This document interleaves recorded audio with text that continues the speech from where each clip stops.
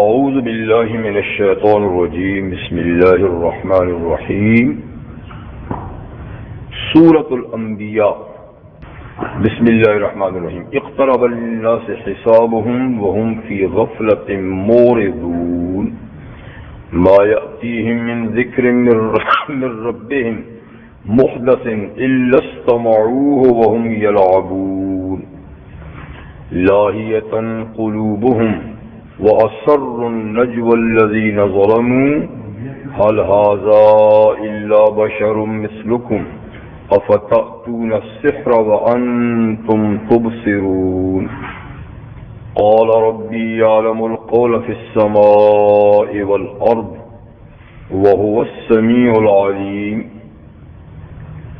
بل قالوا أضغاث أحلام بل افتراه بل هو شاعر فليأتنا بآية كما أرسل الأولون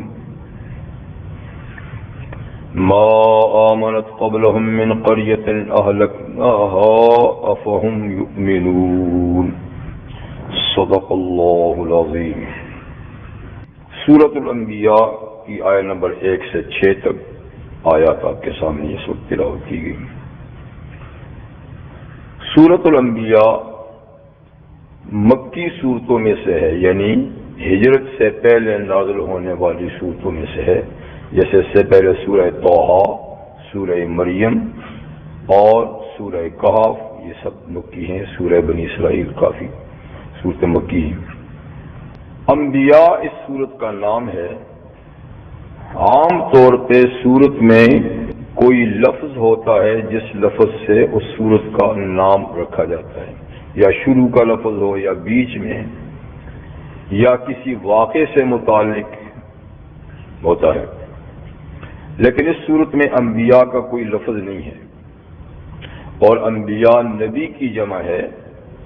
انبیاء کرام کے ذکر تو ہیں، کئی نبیوں کے ذکر یہاں آئیں گے، جیسے حضرت موسیٰ علیہ السلام کا ذکر ہوگا، ابراہیم علیہ السلام، نوح علیہ السلام، لوط علیہ السلام، زکریا علیہ السلام، اسی طریقے سے، اور آخر میں نبی کریم صلی اللہ علیہ وسلم کا بھی ذکر خیر ہوگا.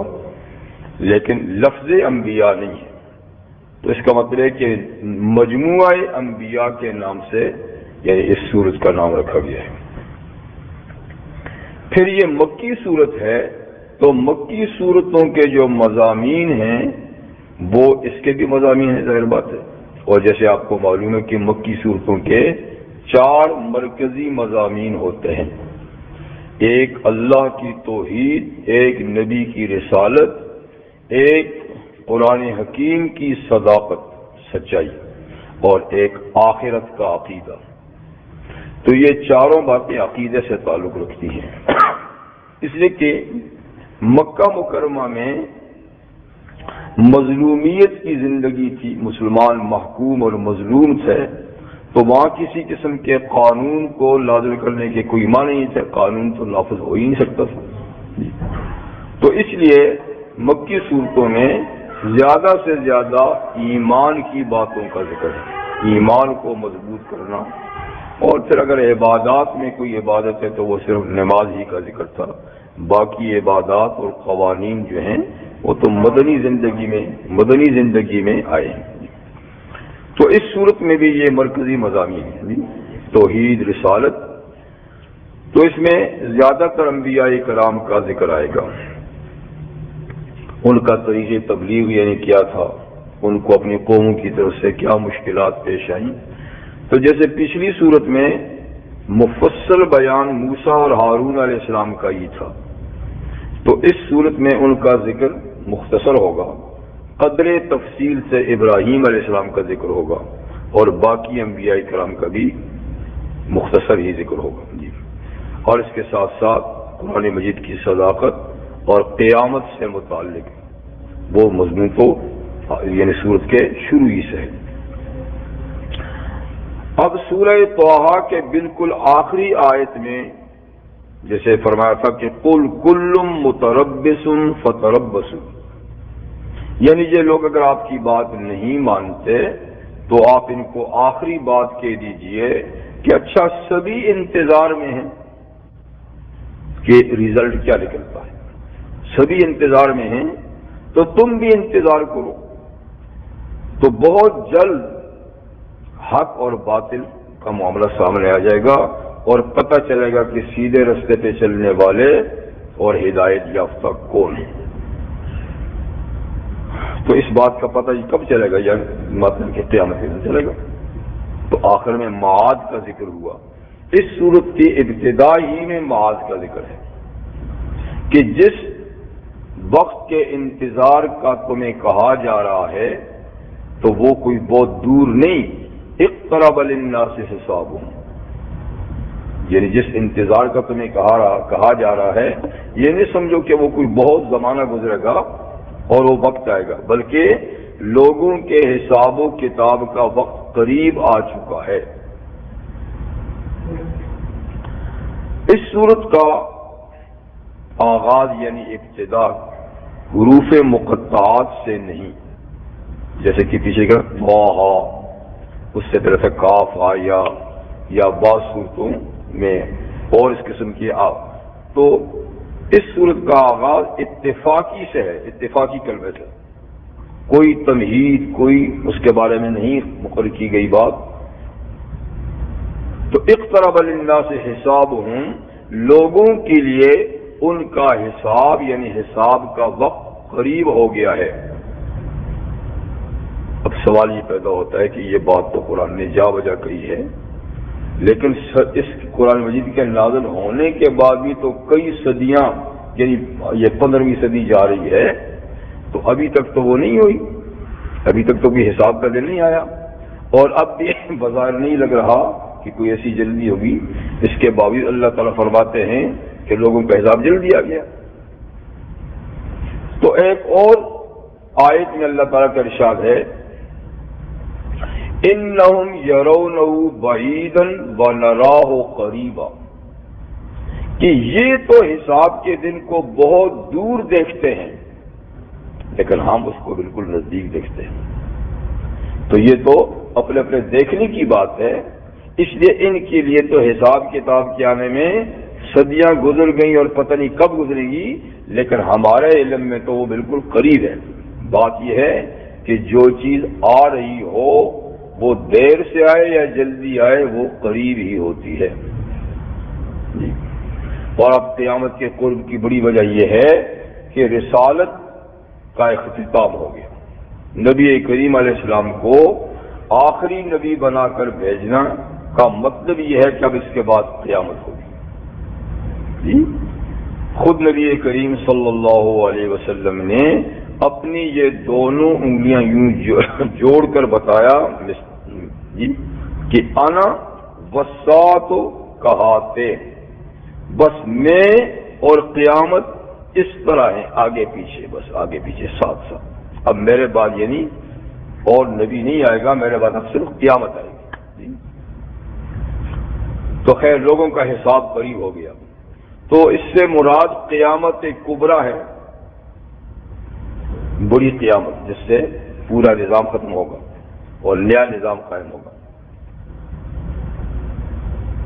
دوسری بات یہ ہے کہ ایک اور قیامت بھی تو ہے نا، وہ تو بالکل قریب ہے. اس کو تو ہر آدمی قریبی سمجھتا ہے کہ نبی کریم نے فرمایا ہے کہ جو آدمی مر گیا اس کی قیامت تو ہو ہی گئی. تو اگر قیامت کبریٰ میں چلو تھوڑا بہت وقت ہے بھی، تو قیامت صغریٰ جو ہر آدمی کی اپنی قیامت ہے اس میں کیا وقت ہے؟ اس کے تو بس چند برس ہی ہیں، چند دن ہیں، چند ہیں، بلکہ کوئی پتہ ہی نہیں. زیادہ سے زیادہ آپ لگائیں تو چند برس ہیں، ورنہ تو پتہ ہی نہیں کہ کتنا ہے. کیونکہ قیامت کے یعنی مبادیات، ابتدائی سوالات اور ابتدائی اس کی جزا و سزا کا معاملہ تو موت سے شروع ہو جاتا ہے. تو جب بات ایسی ہے تو آدمی کو یعنی اس کے لیے تیار رہنا چاہیے، چاہے قیامت کبریٰ ہو چاہے شخصی قیامت ہو، لیکن آدمی کو اس کے لیے تیار رہنا چاہیے. لیکن اس کے باوجود لوگوں کا حال یہ ہے کہ وہ ہم فی غفلت موردون، وہ تو بے خبری میں اس بات سے ہی منہ موڑے ہوئے ہیں، اس پہ توجہ نہیں دیتے. کوئی توجہ دلاتا بھی ہے تو کوئی توجہ نہیں دیتے. اور بالکل غفلت میں پڑے ہوئے ہیں، اور حالانکہ یہ ہے کہ حساب کا وقت قریب آ رہا ہے۔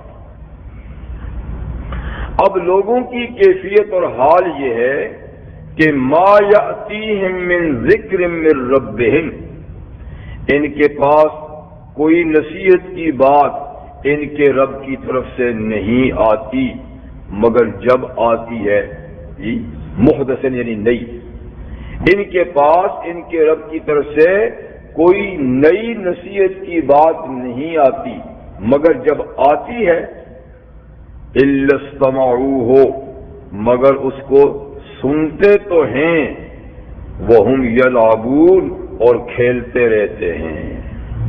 یعنی جب بھی ان کے پاس اللہ کی طرف سے کوئی نئی بات نصیحت کی آتی ہے اور اللہ کا نبی یا نبی کا جانشین اس بات کو سناتا ہے تو سنتے تو ہیں لیکن کھیلتے کھیلتے سنتے ہیں، کوئی توجہ سے نہیں سنتے، کوئی اس کو اہمیت نہیں دیتے، اس کو کوئی ضروری بات نہیں سمجھتے، سچ نہیں سمجھتے۔ اور یہ کہ صرف جسم کے ساتھ ہی نہیں کھیلتے، جیسے ابھی لاپرواہی بھی کبھی کوئی سنتا ہے تو کبھی یوں کرتا ہے کبھی یوں کرتا ہے، تو سن بھی رہا ہوتا ہے لیکن توجہ نہیں دیتا۔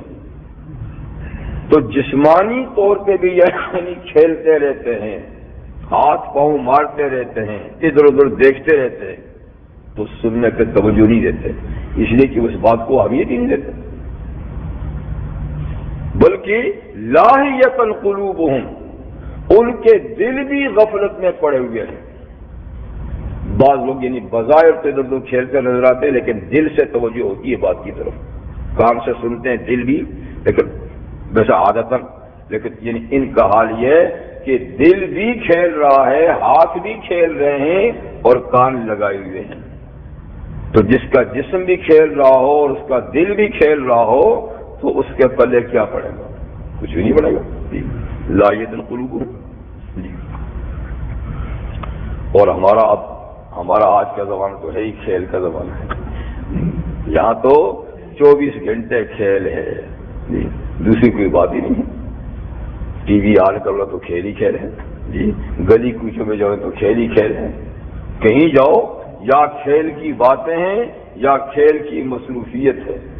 اور اب تو بین الاقوامی طور پہ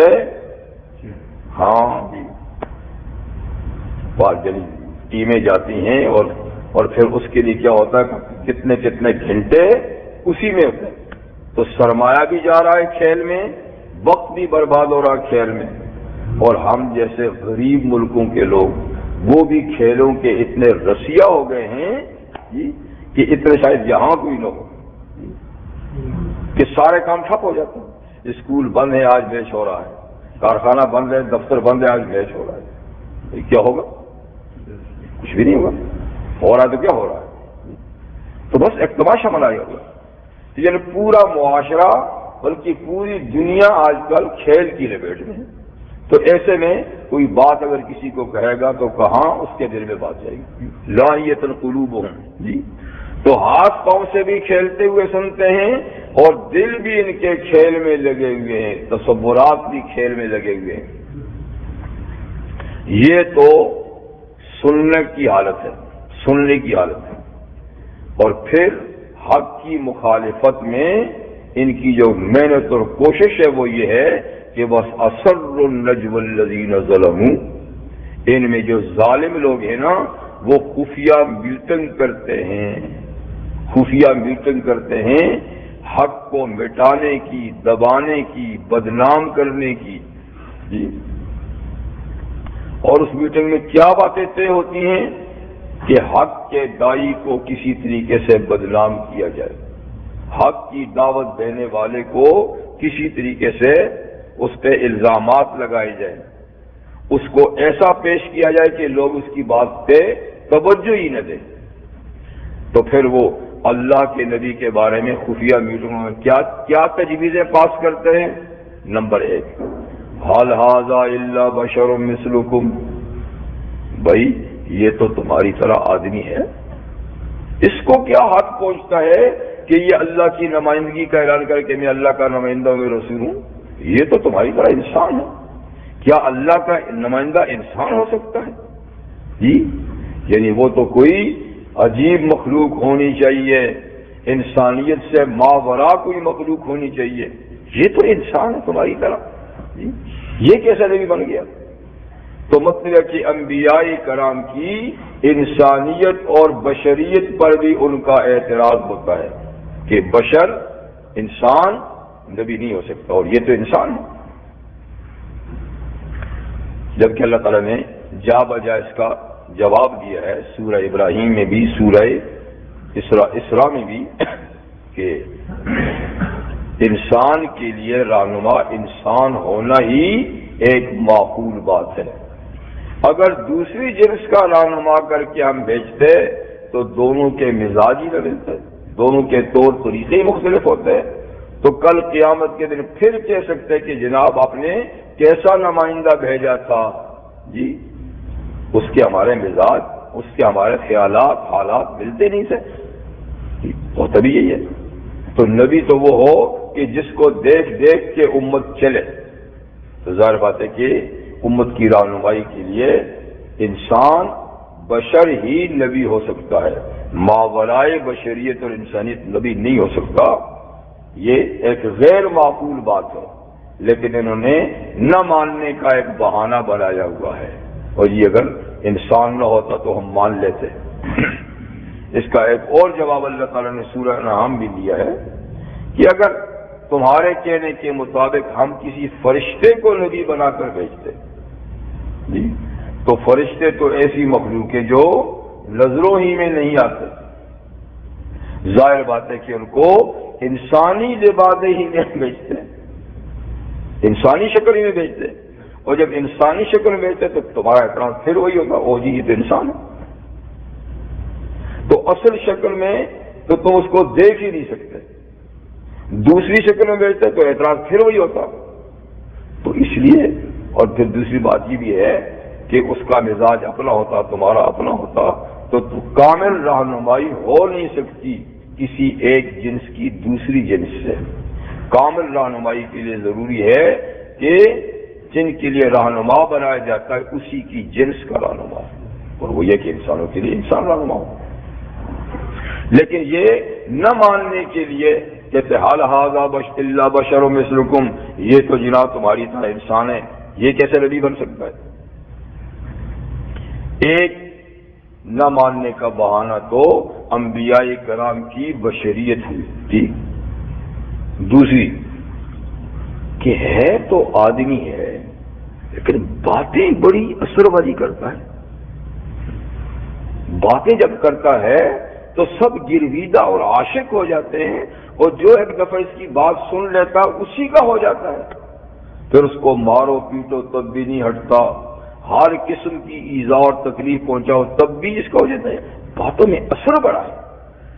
اچھا یار یہی تو جادو ہے نا، نبی نہیں ہے، معاذ اللہ ثم معاذ اللہ، یہ جادو کا کرشمہ ہے کہ لوگوں کو اپنی طرف کھینچ رہا ہے۔ تو یہ جانتے بوجھتے تم یعنی جادو کے پاس جاؤ گے؟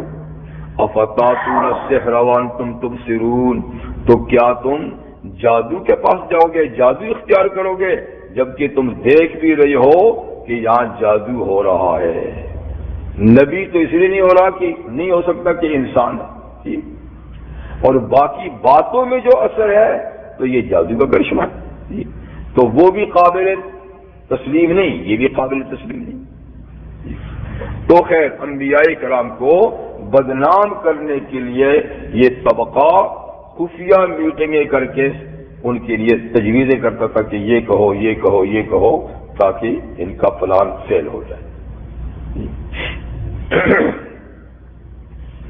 اس کے علاوہ دوسری آیات میں اور آگے بھی آ رہا ہے اور بھی کئی الزامات اور اتہامات، کبھی کہتے تھے یہ مجنون ہے، دیوانہ ہے، کبھی کہتے تھے یہ قائم ہے، کوئی جیل میں اس کو خبریں لا کے دیتا ہے اور وہ آگے ٹرانسفر کر لیتا ہے۔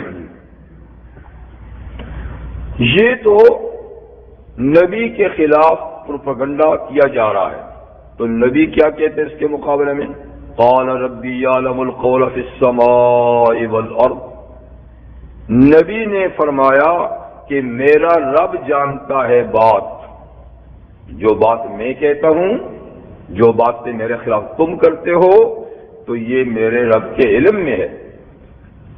وہ آسمانوں میں بھی ہر بات کو جانتا ہے، زمین میں بھی ہر بات کو جانتا ہے، یعنی کہیں بھی کائنات میں کوئی بات ہو، اللہ کے علم سے وہ بات غائب نہیں، کیونکہ وہ سمیع العلیم۔ اللہ تو بہت سننے والے ہیں، ایسے سننے والے ہیں کہ کوئی زیادہ یا چھوٹی بات ان سے مخفی نہیں رہتی، جیسے اس سے پہلے سورۃ طٰہٰ کے شروع میں گزر چکے تھے، اِنَّهُ إِن تَجْهَرْ بِالْقَوْلِ فَإِنَّهُ يَعْلَمُ السِّرَّ وَأَخْفَى۔ اگر تم زور سے بات کرو نا تو کرو، تمہاری مرضی ہے، اللہ تو چپکے والی بات اور اس سے بھی زیادہ چپکے والی بات کو جانتا ہے، جس کو آپ کہتے ہیں کہ میں نے آہستہ بات کہی، آپ کی آہستہ بات یا آپ کی آہستہ سے بھی زیادہ آہستہ بات کو اللہ تعالیٰ یعنی سنتے اور جانتے ہیں۔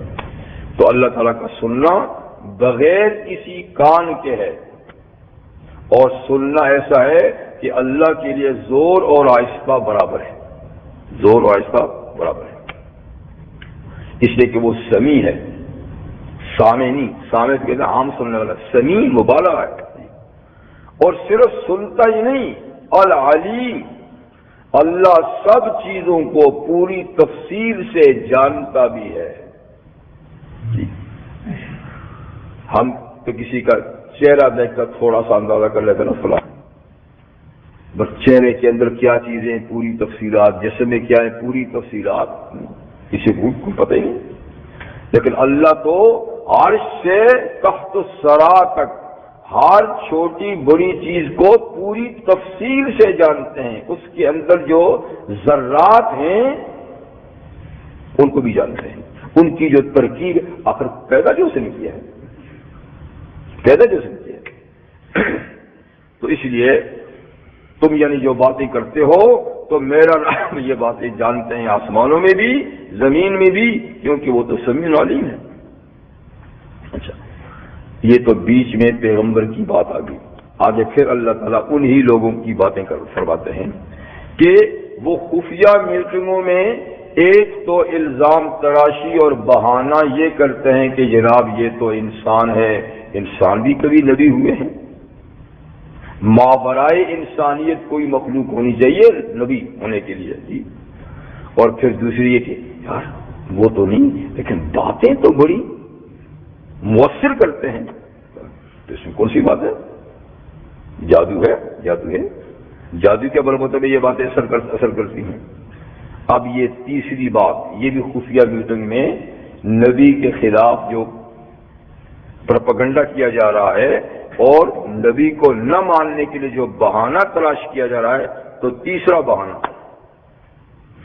بل قالوا اضغاث احلام، بلکہ یہ لوگ کہتے ہیں اپنی مجلسوں میں کہ یہ تو پریشان کن خوابیں ہیں، اس کو آتی ہیں، ہمیں سناتا ہے کہ مریں گے، قبر میں یہ ہوگا، حشر میں یہ ہوگا، ٹھیک ہے، یوں عذاب ہوگا، یہ ہوگا، یہ اس کو خوابیں آتی ہیں پریشان، اور ان خوابوں کو یہ کتابی شکل میں ہمارے سامنے بیان کرتے ہوئے ایسا بھی کبھی ہو سکتا ہے۔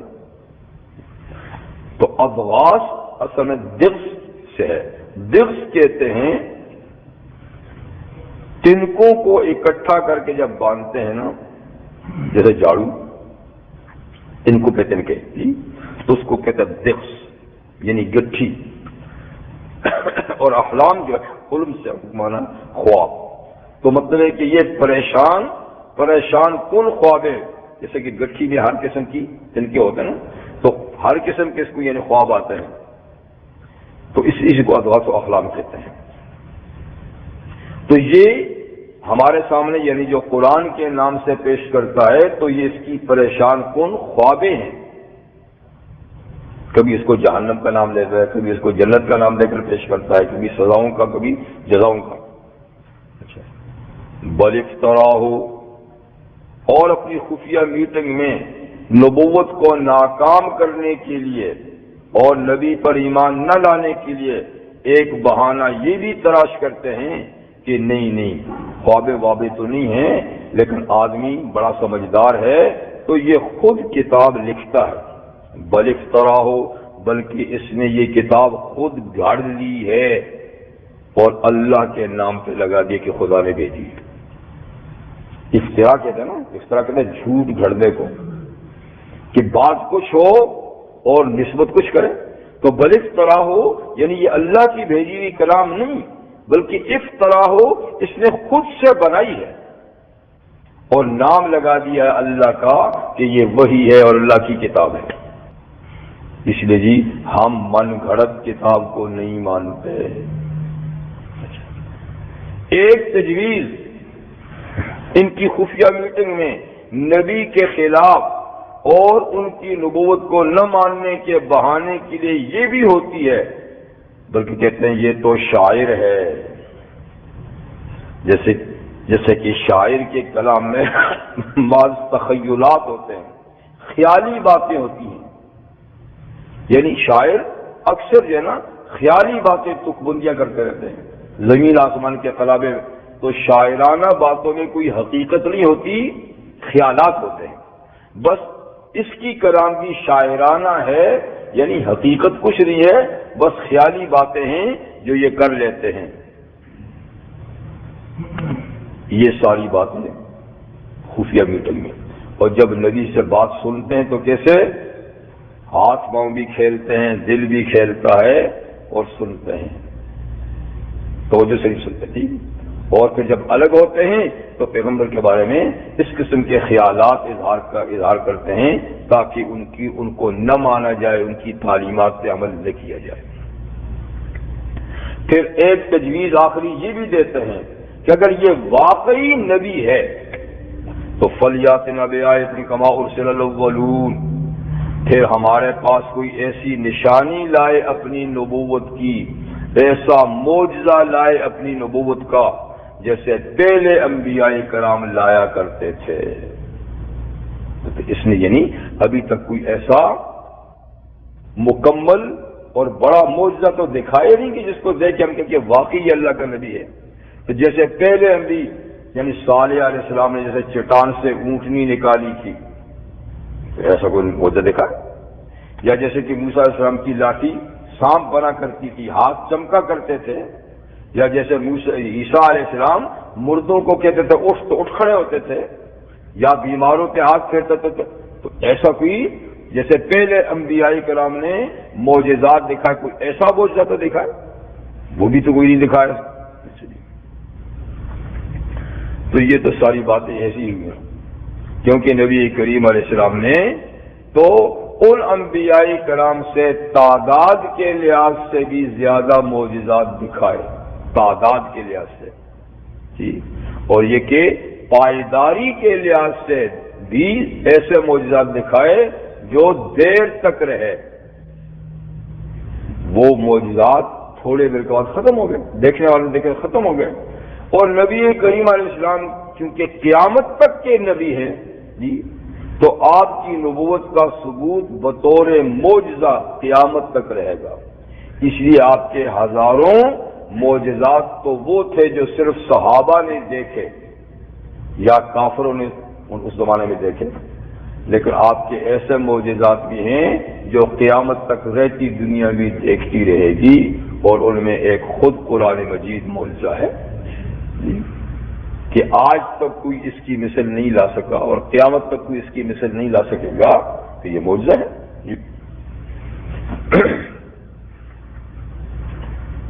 تو یہ خیالات یعنی یہ لوگ نبوت کے خلاف اظہار کرتے ہیں۔ ما آمنت قبلهم من قرية أهلكناها أفهم يؤمنون، تو فرمایا کہ یہ فرمائشی باتیں ہیں، ایسی فرمائشیں تو پہلے لوگوں نے بھی اپنے وقت کے انبیاء کرام سے کی تھی، یعنی جن کو دیکھ کر یہ ماننے کی بات کرتے ہیں کہ وہ دکھاؤ تو مان جائیں، تو ان امتوں کو تو وہ دکھائے تھے، وہ پھر بھی نہیں مانے، تو انہوں نے کب مانا؟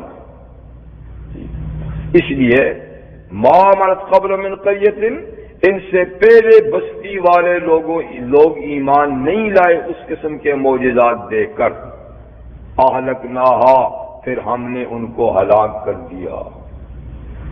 تو فرمائشی معجزات کے بارے میں اللہ کا قانون یہ ہے کہ منہ مانگا معجزہ اگر دکھا دیا جائے اور پھر اس کو نہ مانے تو پھر اللہ مہلت نہیں دیتے، پھر ٹائم نہیں دیتے اور پھر جلد ہی گرفت ہو جاتی ہے۔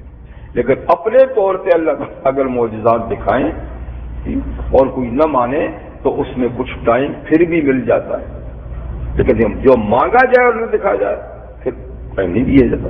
تو فرمایا کہ ان کی فرمائشی معجزات نہ پورا کرنے میں بھی ان کی خیر ہے، ورنہ یہ نہیں کہ ہم ان کو بتا نہیں سکتے، اور کئی بتائے بھی فرمائی، جیسے کہ چاند کے 2 ٹکڑے کا انہوں نے پوچھا تھا کہ ہم کو نشانی دکھائیے، تو حضور نے اشارہ کیا چاند کو 2 پیس ہو گئے، لیکن پھر بھی انہوں نے کیا کہا، سحر مستمر، یہ تو چلتا ہوا جادو ہے، پہلے لوگ بھی ایسا کیا کرتے تھے۔ تو ان سے پہلے لوگ بھی پہلی بستی والے لوگ بھی ایمان نہیں لائے، اہلکناہا، پھر ہم نے اس کی پاداش میں ان کو ہلاک کر ڈالا۔ افہم یؤمنون، تو کیا یہ ایمان لائیں گے؟ یعنی یہ بھی نہیں لائیں گے، پہلے نہیں لائے تو یہ بھی نہیں لائیں گے۔ اس لیے ہمیں پتہ ہے کہ نہیں لائیں گے، تو کیوں ہم ان کی خواہ ہر فرمائش پوری کریں؟ باقی رہا معاملہ جو سب سے پہلے اعتراض انہوں نے کیا تھا اوپر کہ حل ھذا الا بشر مثلکم، پہلا کہ یہ انسان ہے اور انسان نبی نہیں ہوتا، تو اللہ تعالیٰ اس کے بارے میں فرماتے ہیں وما ارسلنا قبلک الا رجالا نوحی الیہم، تو ہم نے آپ سے پہلے بھی تو مرد رسول اور نبی بنا کر بھیجے ہیں، مرد رسول اور نبی بنا کر بھیجے ہیں، اور نوحی الیہم، ہم نے ان کی طرف وہی بھیجی۔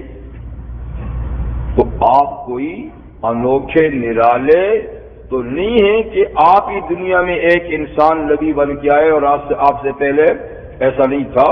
آپ سے پہلے بھی جتنے انبیاء کرام دنیا میں آئے سارے جن سے انسانی سے تعلق رکھتے تھے، انسان تھے، اور انسانی لوازمات ان کو لاحق ہوتی تھیں۔ خود دیکھو تو انسانیت کے باپ حضرت آدم علیہ السلام ابو البشر کہلاتے ہیں، ابو البشر، اور ان کی تخلیق کی جب خبر اللہ نے فرشتوں کو دی تو یہی فرمایا کہ انی خالق البشر، اے فرشتوں میں ایک بشر بنانے والا ہوں۔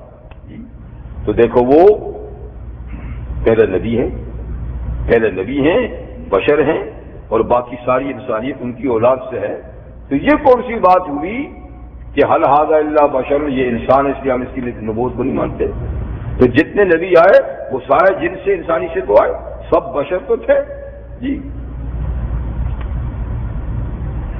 فاسألوا اہل الذکر ان کنتم لا تعلمون، یعنی اے مخالفین جو رسول اللہ صلی اللہ علیہ وسلم کی انسانیت اور بشریت کی وجہ سے ان کی نبوت کو نہیں مانتے ہو تو فاسألوا اہل الذکر، اہل علم سے پوچھ لو کہ پہلے نبی کون تھے، ان سے پہلے جو نبی آئے وہ کون تھے، کون سی جنس کے تھے۔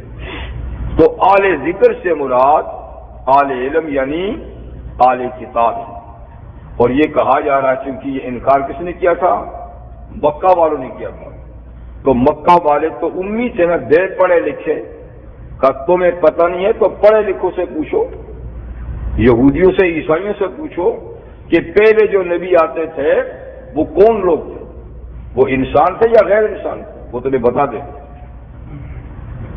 اور اہل ذکر سے اہل تاریخ بھی مراد ہو سکتے ہیں کہ جن لوگوں کو پچھلی امتوں اور لوگوں کی تاریخ کا علم ہے تو ذرا ان تاریخ دانوں سے پوچھو کہ پچھلی امتوں میں جو رہنما آئے تھے وہ کون لوگ تھے، وہ انسان تھے یا کوئی ماورائے انسانیت اور مخلوق تھی، تو وہ تمہیں بتائیں گے۔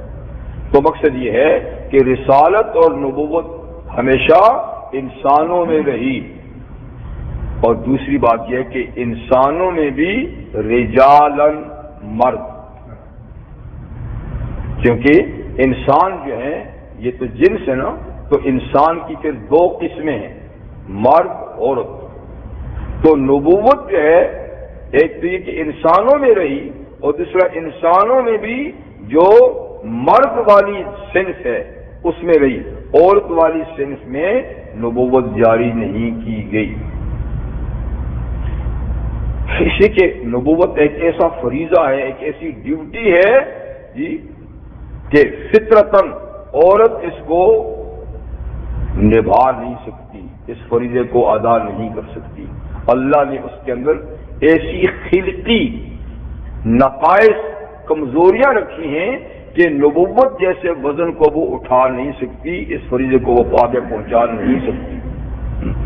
اور یہ کوئی کمی کی بات نہیں کہ اوہ یہ تو نبی نہیں بن سکتے تو لہذا معاملہ ہی خراب ہو گیا، یعنی اور اس کے کمالات کے لیے کئی رستے ہیں، کمال کے رستے اللہ نے دونوں کے لیے رکھے ہیں، لیکن بعض کمالات ایسے ہیں جو خلقی طور پہ، فطرتی طور پہ ایک صرف اس کو ادا کر سکتی، دوسری نہیں کر سکتی۔ اسی کہ نبوت کے کام میں جسمانی قوت کی بھی ضرورت ہے، ذہنی توانائی کی بھی ضرورت ہے، اور برداشت کی بھی بڑی ضرورت ہے۔ خواتین میں یہ چیزیں نہیں رکھی گئی، ان میں اور قوتیں ہیں پر یہ قوت نہیں کہ وہ مجمع میں عام میں جا کر خطاب کریں، جی یہ نہیں کر سکتی۔ وہ جمعہ عیدین یا جہاد میں دشمن کا مقابلہ کرے، تو یہ سارے کام ایسے ہیں جو مردوں کی ڈیوٹی اور فرائض میں ہیں، اللہ نے ان میں یہ صلاحیت رکھی ہے۔ تو خیر کار نبوت بہت کیونکہ مشکل کام ہے جی، اور یہ بوجھ عورت کے اٹھانے کے قابل نہیں، اس لیے مردوں کو یہ فریضہ سونپا گیا۔ ہاں نبوت کے بعد دوسرا درجہ جو ہے نا وہاں تک عورتیں بھی پہنچی ہیں۔ نبوت کے بعد جو دوسرا درجہ ہے نا تو 4 درجات، 4 لیول ہے۔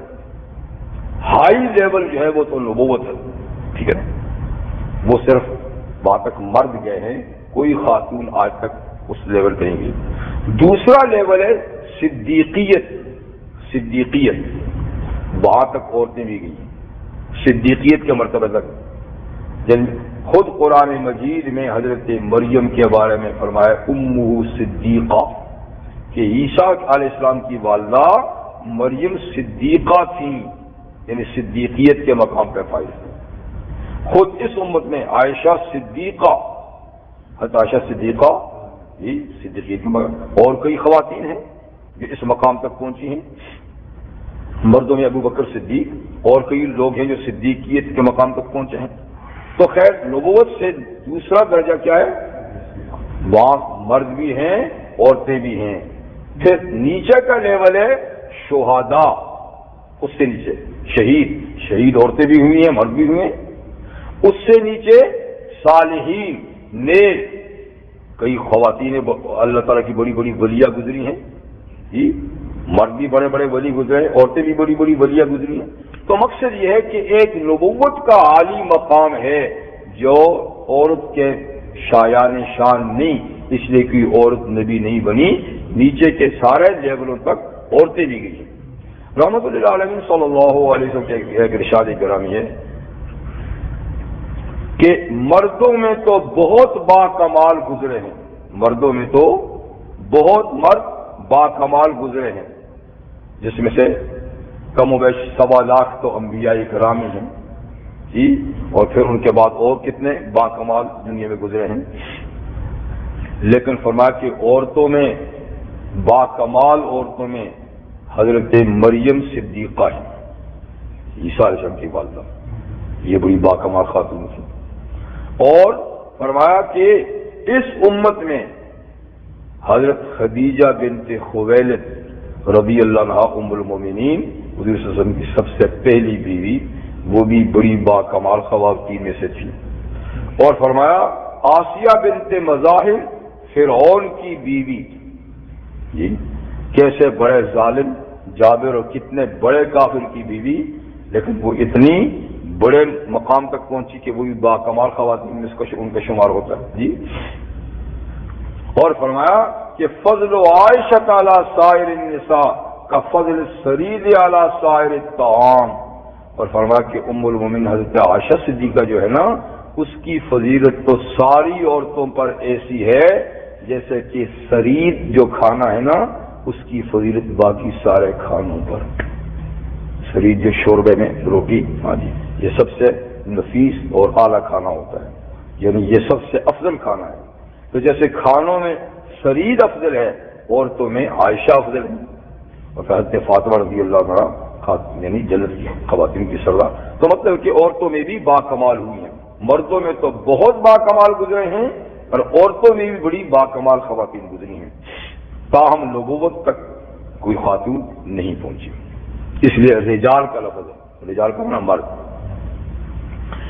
تو ایک بات تو یہ ہوئی کہ آپ سے پہلے مردوں کو نبوت ملی، مرد انسانی جنس سے ہیں، کسی اور جنس سے مرد نہیں ہوتے، ٹھیک ہے نا؟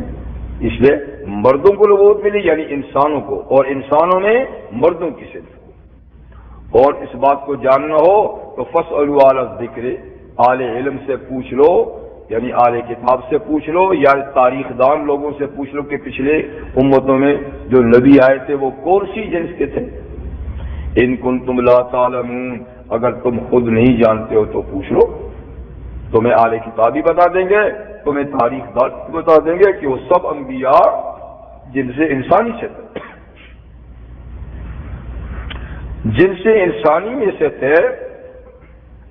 تو جو انسانوں کے فطری لوازمات ہیں وہ انبیاء کرام کو بھی لائق تھے، یہ نہیں کہ یعنی وہ اگر جن سے انسان سے تھے تو جو انسان کی فطرت اور نیچر سے چیزیں تعلق رکھتی ہیں وہ ان میں نہیں تھی، یعنی تھیں، مطلب کہ بیمار بھی ہوتے تھے، تندرست بھی ہوتے تھے، بھوک بھی لگتی تھی، پیاس بھی لگتی تھی، ٹھیک ہے نا، اور باقی جتنے انسانی لوازمات ہیں وہ ان کو درپیش ہوتے تھے، وہ شادیاں بھی کرتے تھے، بیویاں بھی ہوتی تھیں، اولادیں بھی ہوتی تھیں، ٹھیک ہے نا، خرید و فروخت بھی کرتے تھے، اور جو کام ہیں تو یہ ساری چیزیں وہ انبیاء کرام کرتے تھے۔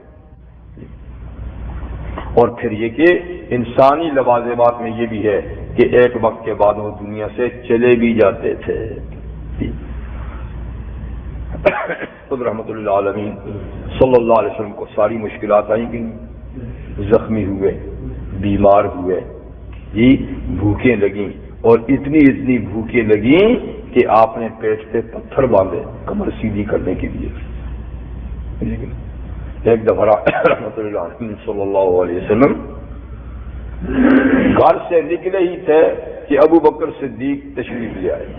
کہ ابو بکر کیسے آنا ہوا؟ کہ جی بس آپ کی ملاقات کے لیے۔ تھوڑی دیر ابھی چلے تھے، عمر بن خطاب بھی تشریف لے رضی اللہ عنہ۔ کہ عمر کیسے آئے؟ کہا آقا بھوک نے ستایا تھا، بھوک نے ستایا ہے، بس باہر نکلوں۔ تو اس نے فرمایا بھائی بھوک تو مجھے بھی لگی ہے، اور ابو بکر بھوک تو مجھے بھی لگی ہے۔ کہا چلو ابو الحسن رضی اللہ عنہ انصاری تھے، ان کے باغ میں چلتے ہیں، کھجوروں کے باغ میں۔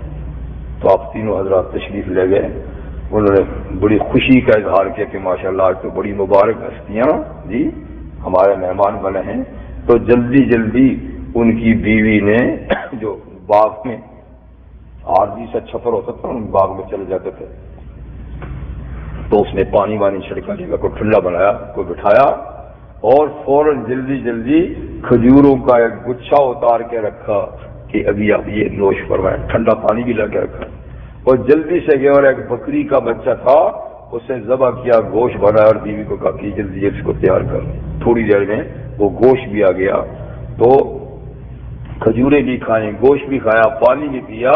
تو نبی کریم صلی اللہ علیہ وسلم نے آخر میں فرمایا کہ میاں دیکھو یہ ٹھنڈا پانی، یہ میٹھی کھجوریں، یہ بکری کا گوشت، یہ اللہ کی گراں قدر نعمتیں ہیں، اور قیامت کے دن اللہ ان نعمتوں کے استعمال کا سوال کریں گے کہ میں نے یہ نعمتیں دی تھیں، تم نے اس کا کیا شکر ادا کیا؟ جی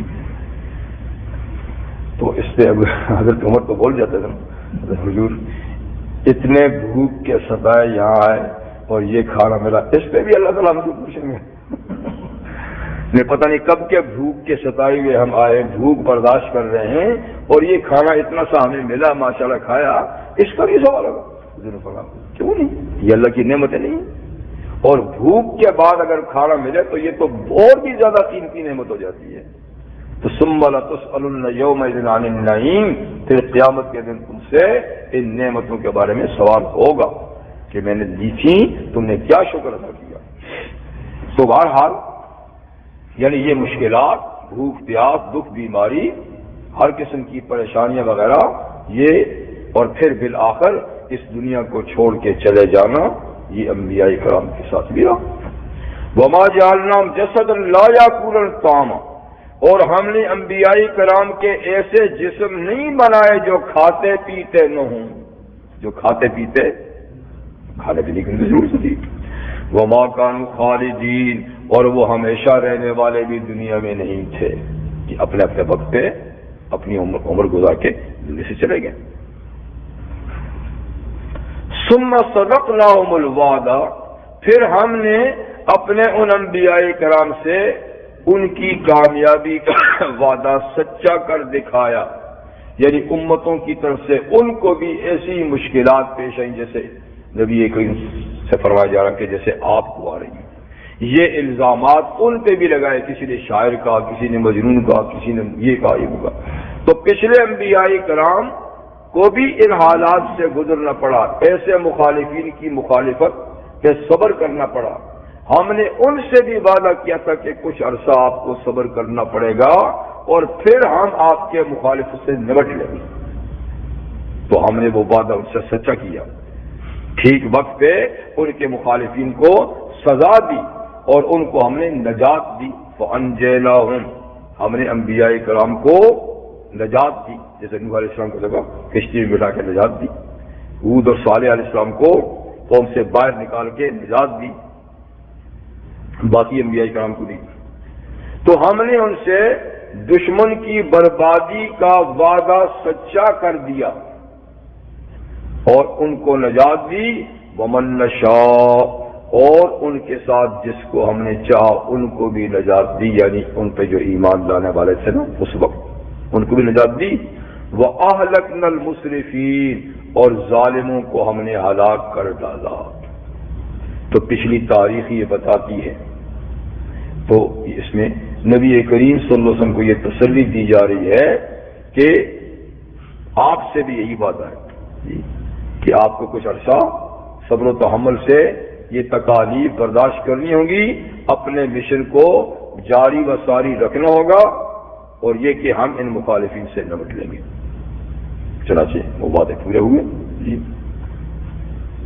لَقَدْ أَنزَلْنَا إِلَيْكُمْ كِتَابًا فِيهِ ذِكْرُكُمْ أَفَلَا تَعْقِلُونَ، اس میں اب اللہ تعالیٰ کی طرف سے خطاب ہے تمام مکہ والوں کو بھی، یعنی مسلمانوں کو بھی اور غیر مسلم جو مکہ والے تھے، اور جب قرآن مجید کے بارے میں باتیں، رسالت کی بات ہوگی، جی معاد کا بھی ذکر آگے بیچ میں، توحید کا بھی، یہ کتاب۔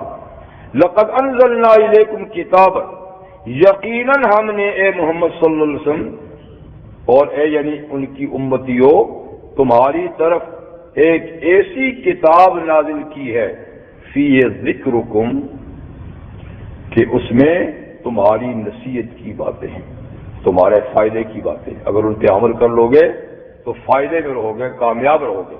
فِيهِ ذِكْرُكُمْ، اس میں تمہارے لیے نصیحت، ایک ذکر نصیحت کو کہتے ہیں۔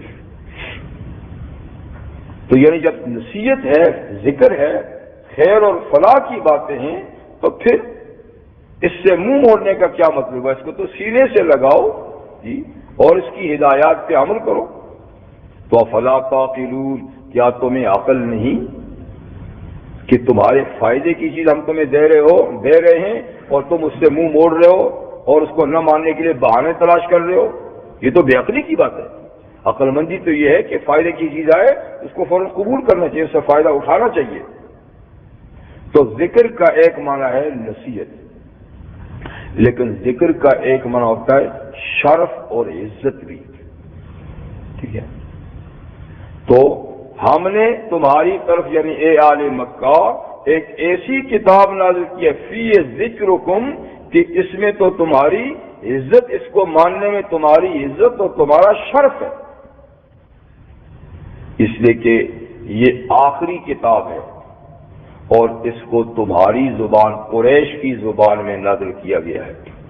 جی اب دنیا میں کوئی زبان رہے نہ رہے، لیکن یہ قریش کی زبان تو تا قیامت رہے گی، اس لیے کہ اس میں قرآن آیا ہے تو قرآن قیامت تک رہے گا۔ قرآن محفوظ ہے تو اس کی زبان بھی محفوظ ہے، ٹھیک ہے نا؟ تو فی ذکرکم اس میں تو تمہارا شرف ہے، تمہاری عزت ہے، جی تمہاری زبان کی برتری ہے، تو پھر بھی تم یہ عقل نہیں کرتے ہو، اس کو قبول نہیں کرتے ہو اور اس کا انکار کرتے ہو، اس کی مخالفت کرتے ہو۔ تو دونوں باتیں ہو سکتی ہیں، ذکر سے نصیحت بھی اور ذکر سے مراد شرف اور عزت بھی۔ سبحان ربک رب العزة عما یصفون، وسلام علی المرسلین والحمد للہ۔